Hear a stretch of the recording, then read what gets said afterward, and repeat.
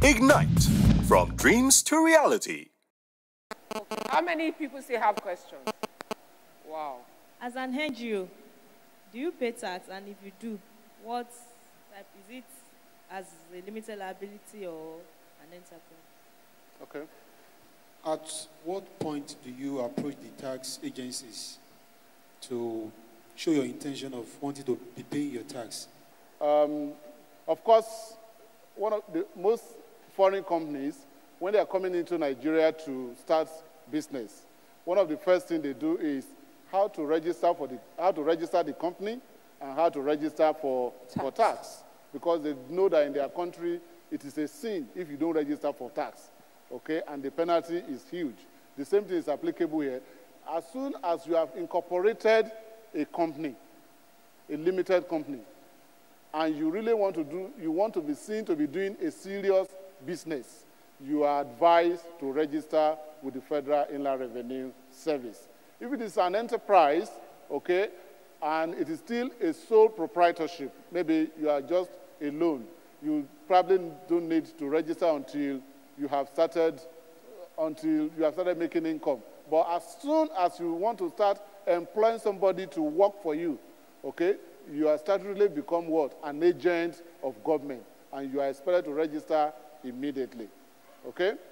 Now, for an NGO, there are certain institutions and organizations that are exempted from tax, okay? An NGO will be one of them because they are not set up for the purpose of what? Of making profit, okay? So if you are not set up for the purpose of making profit, you are not liable to tax, provided you don't go into business. It's like a church having a building and they are collecting rent, okay? The church will be liable to tax on the rent they are collecting. Even as a church, as an entity, they are not liable to tax, but as soon as they venture into what? Trade or business, that trade or business becomes what? Taxable. But as an NGO, it is exempt from tax if no business or profit is what? Is generated. But that does not stop the NGO as an entity from deducting taxes from what? The employees that work for the NGO.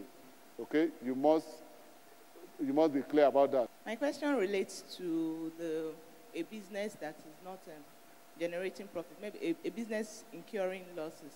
You said that the business is bound to pay some minimum taxes. But I now want to ask the scenario where the loss relief provisions come in. Loss relief. Of course, the provision of the law is that when you make profit, you pay tax on the profit. When you make loss, the law allows you to carry that loss to the following year, such that if in the following year you now have profit, as an incentive to you as a compliant company, the law allows you to deduct that your previous year loss from your current year profit before tax is computed. So the loss relief provision is still there. But that does not mean that whenever you make loss, you still pay minimum tax, provided you're a limited company that has been in business for at least 4 calendar years. Mr. Falanshaw, I want you to look at those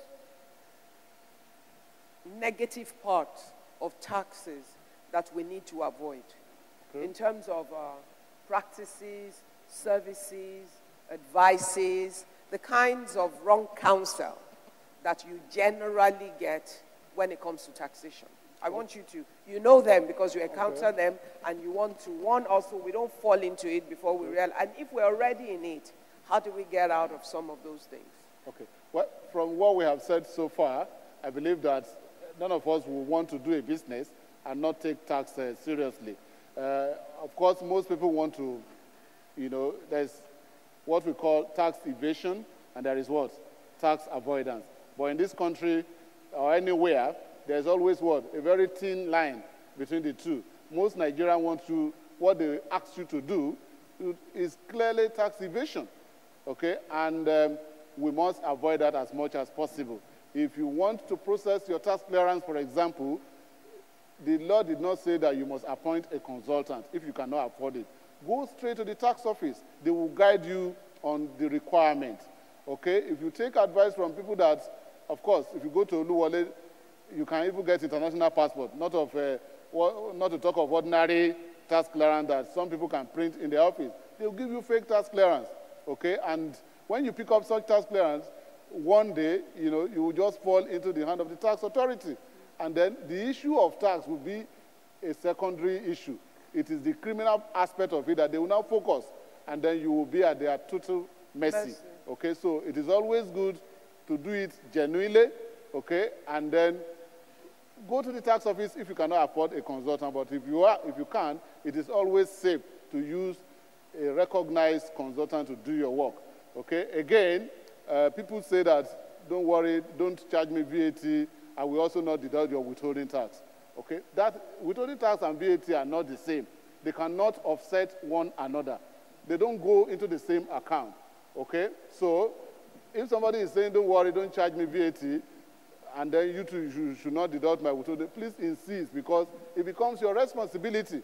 Okay, those are some of the loopholes that a lot of people fall into and becomes very serious issue with the government. And of course, you know that government is trying by all possible means to do enforcement. They enforce all of these taxes.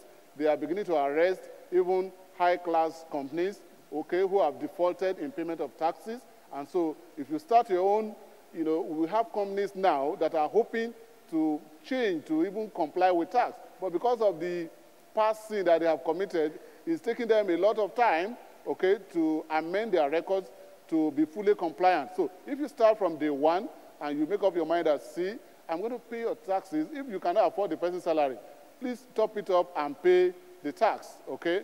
And I can assure you that if your taxes are up to date, it's something of pride that you can raise your hair up and then, display your business anywhere, okay? So it shouldn't be if you plan your business very well and your records are properly put together, you will see that taxes will not be your burden. But by the time you begin to borrow VAT that you have charged to do your business, and you begin to take part of your VAT as part of your profit, it becomes very difficult, because when you are used to eating government money, you want to continue to eat it.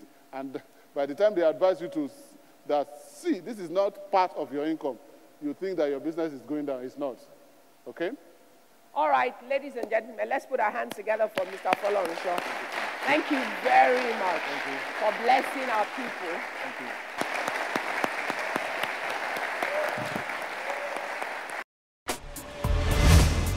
Ignite, from dreams to reality. For the sustainability of your business, statutory responsibilities, they're tough. Sometimes you feel that they're wicked. Sometimes you feel that you're being taken advantage of. Yes. Sometimes you think it's not right. You have a right to feel like that. But the law is the law until it is changed. And the bottom line is, the government has power. It has the right to apply that law. And in applying it, they can mess you up sometimes. Whenever you disagree with a government regulation, don't use that to commit a crime or to commit an offense. There are other ways for expressing that. But in the meantime, as long as it is law, you have a responsibility. And taxation is a major challenge for many Nigerian businesses. And if you're starting, it's the best time to start. Get used to it. Build your business knowing all of the responsibilities that you have where the taxes are concerned. And seek all the knowledge that you need so that you can take the right decisions where your tax is concerned. Thank you. Send in your comments, questions, and shout-outs to our Facebook page, facebook.com/IgniteTV, Twitter/IgniteTVNG, and check out our website, www.ignite-tv.com